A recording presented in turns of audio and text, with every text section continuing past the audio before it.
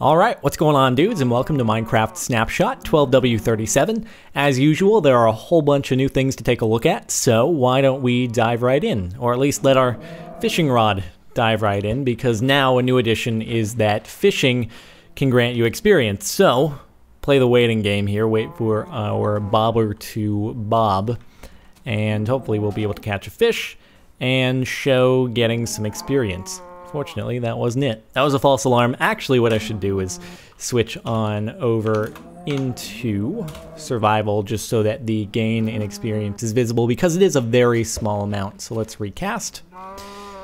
We'll wait for it to bob, and then hopefully we'll get to see what happens. All right, there we go. We're just able to reel one in.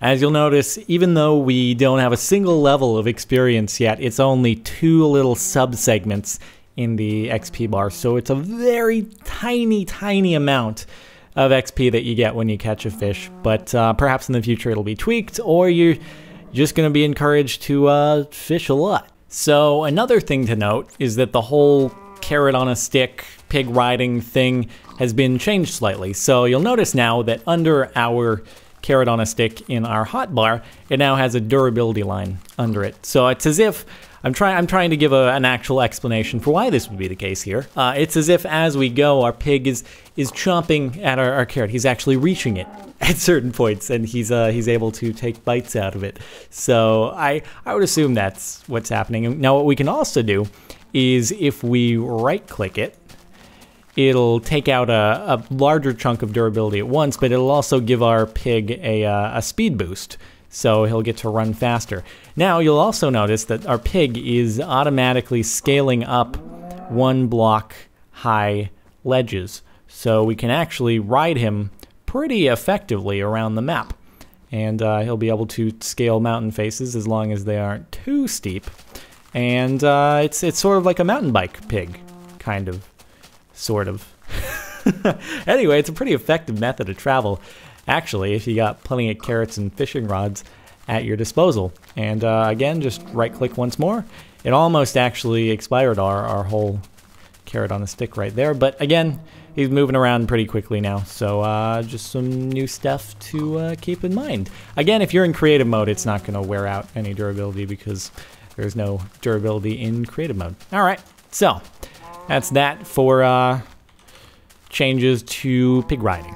Alright, now there's also a new item. So why don't we change back into creative, give ourselves a crafting table, and we can now make pumpkin pie. So I guess it's kind of right around that time of the year. So Thanksgiving pumpkin pie, it's still a couple months away, but still you can, if you like pumpkin pie like myself, then you can have it early. Alright, so these can be arranged in any configuration in your workbench. In fact, I'm kind of curious whether or not it can be made in a 2x2. So if we switch back into survival, let's see if this will work. I'm not sure, I haven't experimented with it. Yeah, okay, so you can actually make it in a 2x2 as well. And there you go, there's your pumpkin pie. And if we jumped and ran around for a little bit, it'll actually replenish 4 chicken legs worth of food. So it's much like a cooked pork chop or a steak. So anyway, keep that in mind. Alright, so back in creative mode now, there's been sort of a change to the way the Wither boss finishes his whole charge up when he spawns in. So why don't we make another and wreak havoc on all these poor helpless farm animals that are around us. So let's spawn the Wither boss, kaboom! And now you'll notice that once he charges up, he's gonna, drum roll please, kaboom! So, okay, I don't think you could hear my drum roll there, but anyway, oh boy, poor little edibles. So that is the Wither explosion that takes place after he does his initial charge up. It's the equivalent of quite a few pieces of TNT, and you probably don't want to be standing under it, or you're not even gonna get a chance to fight him at all.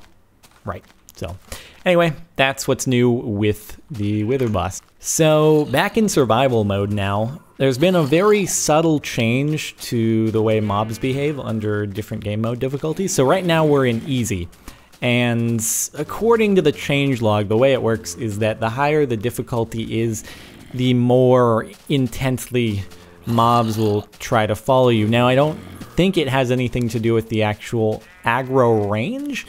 It more so has to do with them following you off of cliffs and ledges and whatnot, but even in my off-camera experimentation, it doesn't seem to be a super noticeable difference between the difficulties.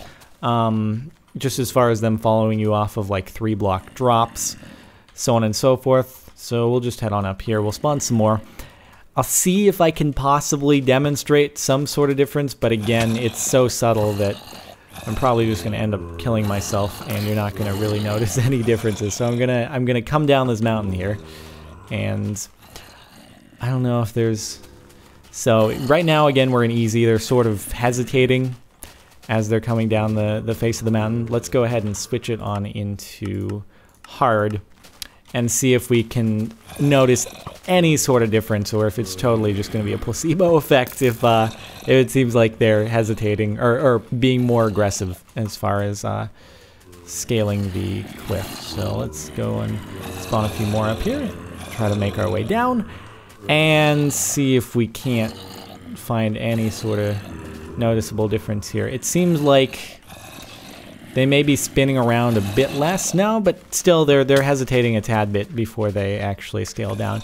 Anyway, it's in the changelog. Apparently there have been code changes to how the mobs behave in different difficulties, so that's that. So that's about gonna do it for this video, actually. I'm gonna post one more regarding changes to the mechanics and customization in the super flat worlds, because there's quite a bit to go over there, and I thought it merited its own sort of standalone video. So anyway, hope you've enjoyed.